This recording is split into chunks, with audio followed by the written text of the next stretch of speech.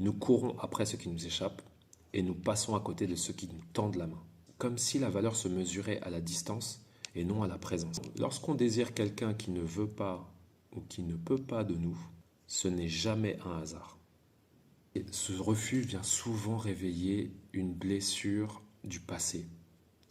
Ça peut être plusieurs types de blessures. Rejet, abandon, injustice. Souvent quelque chose que l'on a vécu lorsqu'on était plus jeune. Et alors notre inconscient projette. Si j'arrive à conquérir cette personne, je prouve que je mérite l'amour. Si elle me choisit, alors je suis suffisamment bien. Autrement dit, ce n'est pas elle que l'on veut vraiment. C'est la réparation émotionnelle que l'on espère à travers elle. Ce qui échappe égale ce qui brille. L'humain est câblé pour désirer ce qu'il ne possède pas encore. C'est un biais de base.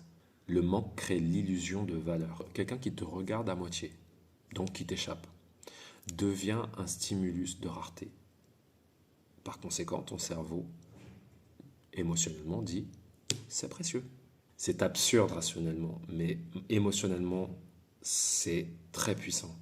On confond parfois l'intensité du désir avec la justesse du lien. Mais par rapport à tout ça, qu'est-ce qui se passe? On oublie de voir ce qui est vraiment présent, ce qui est déjà là. Pourquoi? Parce que parfois, le lien sain et simple ne réveille pas la tempête intérieure. Si on a été éduqué avec l'amour dramatique, l'amour avec tension, alors la paix nous ennuie et peut même aussi nous faire peur.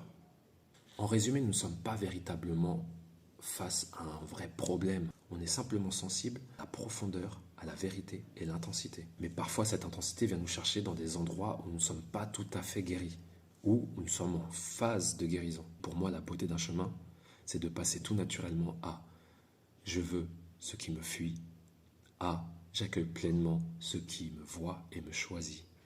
En conclusion, pleine conscience. C'est ça l'objectif, d'avoir de la pleine conscience dans tout ce qu'on vit. Et là, ça prend un sens. Tout peut prendre un sens.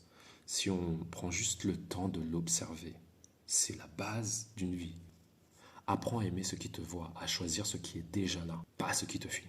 Car ce qui est pour toi n'aura jamais besoin d'être poursuivi. Jamais.